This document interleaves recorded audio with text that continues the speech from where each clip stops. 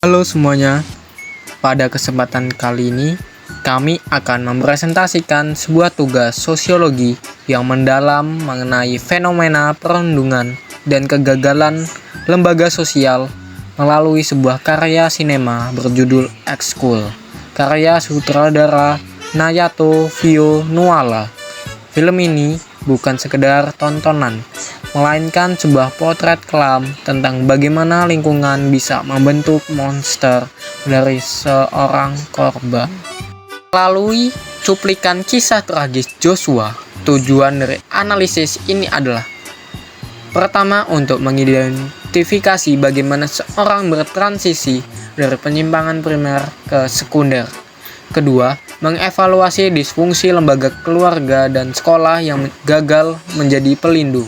Ketiga, membedah dampak teori labeling terhadap perilaku destruktif remaja. Dan terakhir, merumuskan solusi tragis baik secara preventif maupun represif untuk memutuskan rantai perundungan di lingkungan pendidikan kita. Mari kita bedah lebih dalam bagaimana teori sosiologi menjelaskan kehancuran yang dialami Joshua dalam film ini. Masuk ke tahap awal bedah film, kita harus melihat akar masalahnya. Mengapa kekerasan ini bisa terus terjadi tanpa ada yang menghentikan? Secara sosiologi kita melihat adanya kegagalan fungsi pengendalian dari lembaga sosial, baik dari sekolah maupun keluarga. Aturan di sekolah hanya menjadi formalitas di atas kertas. Sementara di lapangan, pengawasan nyata sama sekali tidak ada. Pembiaran ini menciptakan ruang kosong di mana perilaku menyimpang akhirnya dianggap sebagai hal yang wajar atau biasa. Yang kedua, jika kita bedah menggunakan teori labeling, tokoh utama Joshua mengalami penyimpangan sekunder karena terus-menerus dicap buruk oleh lingkungan hingga ia menjadikan label tersebut sebagai identitas diri.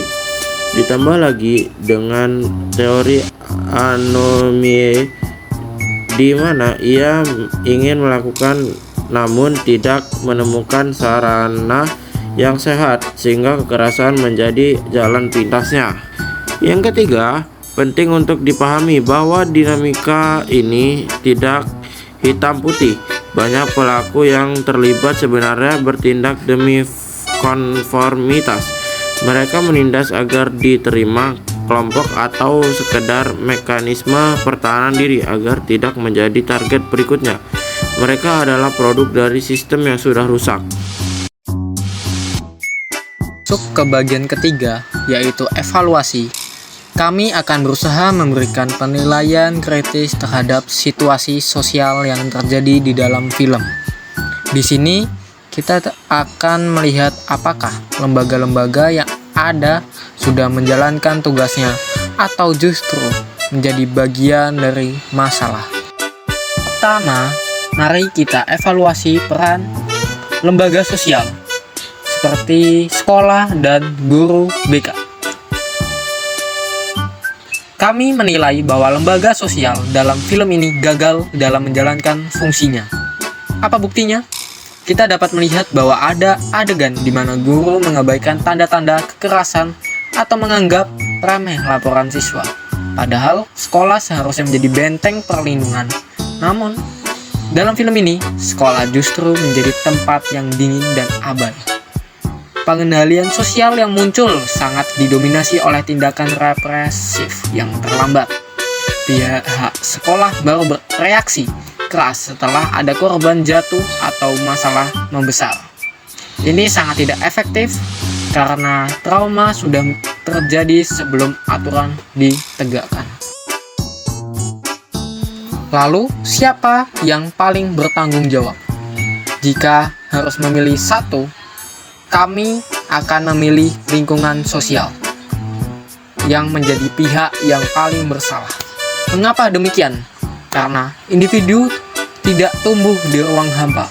Pelaku menjadi kejam karena lingkungan yang menormalisasikan kekerasan.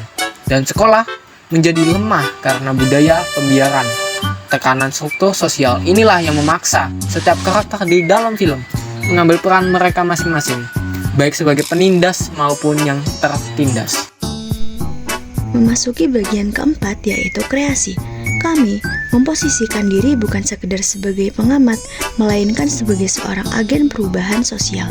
Dalam peran ini, saya bertindak sebagai guru BK yang merancang sebuah sistem pengendalian sosial ideal untuk memutus rantai bullying yang kita lihat dalam film tersebut.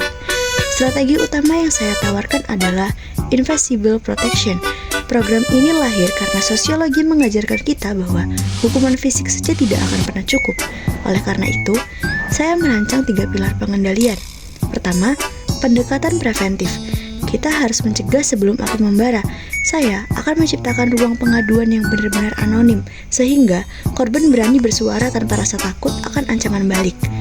2. Pendekatan represif yang edukatif. Bagi mereka yang melanggar, sanksi yang diberikan bukan untuk mempermalukan, melainkan untuk menyadarkan.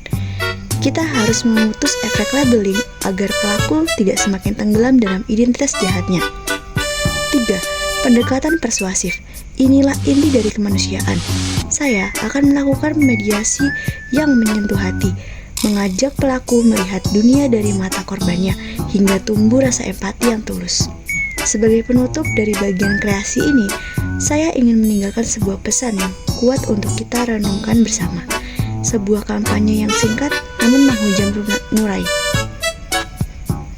Beri alasan agar ia tersenyum dengan harapan, bukan alasan hingga ia menyerah pada masa depan. Sebab pada akhirnya, sekolah harus menjadi tempat tumbuhnya mimpi, bukan kuburan sebagai semangat orang.